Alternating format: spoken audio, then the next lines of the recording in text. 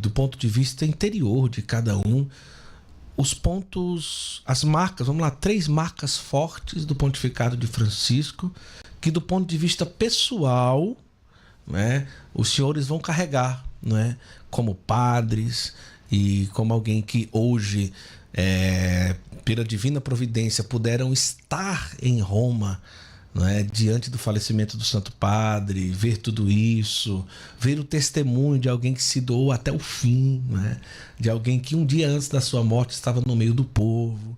Então vamos começar aí com o Padre Diogo aí, das 3 marcas do legado do ponto de vista pessoal para o sacerdote Padre Diogo Chichito. Cada um de nós tem uma experiência muito particular com o Papa, né? O Vitor tem a história que já contou para nós, que abençoou o Papa. Padre Vitor, o padre que abençoou o Papa. Você sabia disso, Padre Claudiano? Não sabia. Foi, Perdi essa parte. Não, ele não falou aqui, ele falou da outra vez. Ele falou da outra vez. Que essa daí foi maravilhosa. O padre que abençoou o Papa, né? Depois o senhor me abençoa também. Abençoa a gente, por favor. Vai lá, Padre Diogo.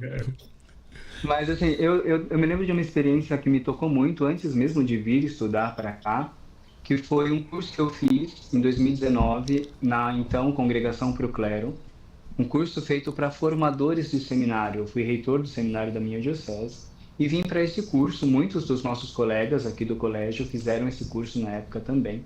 E nós tivemos a oportunidade de um encontro na audiência com o Santo Padre em grupo. O Santo Padre se aproximou de nós para tirar a foto e ali ele fez uma conversa livre conosco, em que ele falou de 4 proximidades. Ele dizia: vocês, sacerdotes, devem ser especialistas em proximidade. E elencou a proximidade com Deus, a proximidade com o bispo, a proximidade entre nós e a proximidade com o povo de Deus. E desenvolveu um pouco esse pensamento. Foi a primeira vez que ele falou disso, sobre as 4 proximidades, e falou para nós, padres do Brasil. Depois isso se tornou um discurso recorrente todas as vezes que ele falava com padres e bispos. Até que, num congresso sobre o sacerdócio, ele teve uma aula de 1h30, onde ele desdobrou de fato todo esse discurso das proximidades. Então isso ficou muito marcado para mim. Eu não sei se eu conseguiria elencar 3 coisas. Sim. O fato da proximidade ficou muito marcado porque ele falou diretamente para nós em 2019 e aquilo mudou o meu modo de ser padre.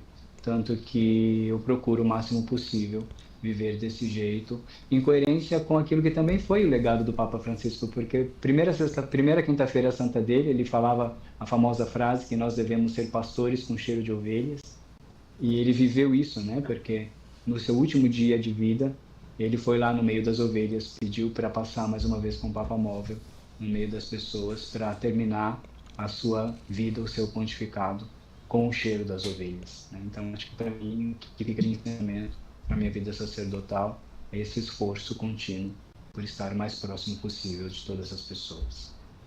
Muito forte. E o senhor, Padre Vitor?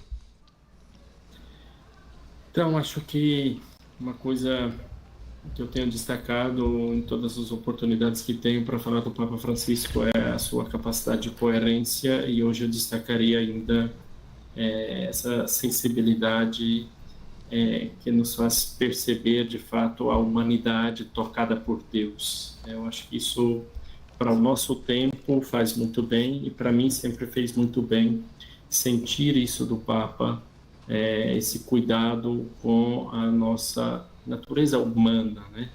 Tomar consciência do humano que somos e de saber que o Senhor cuida dessa nossa humanidade, porque Ele conhece essa nossa humanidade, Ele conhece a natureza humana, né? Me lembro que o Papa, também falando aos sacerdotes, em um discurso, ele lembrou os padres que precisavam reconhecer as próprias feridas, porque quem se reconhece ferido é capaz também de curar o outro, mas precisa se reconhecer ferido. E depois, uma ocasião, como o Padre Diogo compartilhou de uma ocasião, um fato muito concreto, eu me lembro de um dos encontros que o Papa fez com os padres estudantes em Roma, provavelmente o Padre Diogo estava, E teve uma pergunta, inclusive, de um seminarista. O seminarista perguntava, porque o Papa dispensou o discurso, como tantas vezes faz, o discurso escrito, e abriu para perguntas. E um seminarista, inclusive, fez uma pergunta sobre conciliar. Na verdade, o seminarista usou a palavra equilíbrio. Como equilibrar a vida pastoral do padre diocesano com a vida de oração, né? A dimensão de oração e a dimensão mais ativa dos compromissos paroquiais de um pároco. E ele usou essa palavra equilíbrio. Eu me lembro que o Papa começou corrigindo. Ele disse: eu peço a vocês, padres, que não usem mais essa palavra equilíbrio. Equilíbrio é uma questão matemática, explicava o Papa. Equilíbrio é uma questão humana matemática, que basta colocar um equilíbrio sobre uma tensão e outra, e nós, então, encontraremos ali o equilíbrio. O que nós precisamos é pedir ao Espírito Santo a harmonia. Equilíbrio é humano e é matemático, depende da matemática, mas a harmonia depende do Espírito Santo. E nós precisamos compreender que o Espírito Santo age também no nosso desequilíbrio. Eu acho que isso é muito forte, e foi para mim muito forte, e um divisor de águas na minha vida espiritual, porque é compreender exatamente a parábola do joio e do trigo, né? Saber que o meu coração tem joio e trigo. E ali naquele desequilíbrio do meu coração está a trabalhar o Senhor, né? Para me dar harmonia, para que eu possa também continuar cumprindo com a minha missão, dando o meu testemunho de cristão, sem muitas tensões e sem complicar a vida dos outros, e muito menos complicar a minha própria vida, porque tem uma relação de confiança. É o Senhor que trabalha, é o Senhor que opera em mim. Eu devo, obviamente, fazer a minha parte, mas eu preciso também saber que o Senhor está trabalhando no joio e no trigo que está dentro de mim. E no tempo certo o Senhor vai saber o que fazer e vai poder colher o bom trigo, o bom fruto que eu posso produzir com o meu trabalho, com o meu esforço humano. Mas esse dado humano do Papa, essa sensibilidade que ele tem com a nossa natureza humana, colocada, apresentada diante de Deus, é muito confortador, não sei a palavra, consoladora, talvez é melhor, né? Então, acho que isso nos ajuda muito a nos livrar de tensões e de confusões presentes na nossa história, no nosso tempo, na nossa época. Muito bom. Eu preciso agradecer muito ao Padre Diogo, ao Padre Vitor, que, nossa, tem nos ajudado muito aqui no Santo Flow a trazer todo o parâmetro, todo o sentimento, tudo aquilo que está sendo vivenciado em Roma. Nos falaremos, né? Vamos acompanhar agora toda a preparação, o sepultamento do Santo Padre, e talvez a gente possa voltar a nos encontrarmos já preparando durante o novenário, preparando a missa de abertura para pedir o Espírito Santo para o conclave. E depois a questão diretamente falando sobre conclave, né? Então, vamos nos falando. Agradeço muito a generosidade dos senhores que têm aí passado madrugadas aqui no Santo Flow, trazendo palavras e direcionamentos tão especiais. Muito obrigado. Padre Diogo, sua bênção. Muito obrigado mais uma vez. Deus abençoe a todos. Obrigado a vocês por esse momento juntos, e que continuemos a rezar pela Igreja e buscando ser fiéis àquilo que ensinou nosso Senhor Jesus. Amém. Padre Vitor, mais uma vez, muito agradecido, viu? Muito obrigado, Guto, pela oportunidade, e estamos à disposição e continuamos em oração. Também aí um abraço para o Padre Claudiano, por essa oportunidade que podemos compartilhar aqui também com o Padre Diogo Chichito, e Deus os abençoe. Amém. Muito obrigado. Olha só, Padre Claudiano, que bênção, né? Escutar pessoas que estão em Roma acompanhando tudo. Como é bom escutar tanta coisa bonita e bela, né, Padre Claudiano?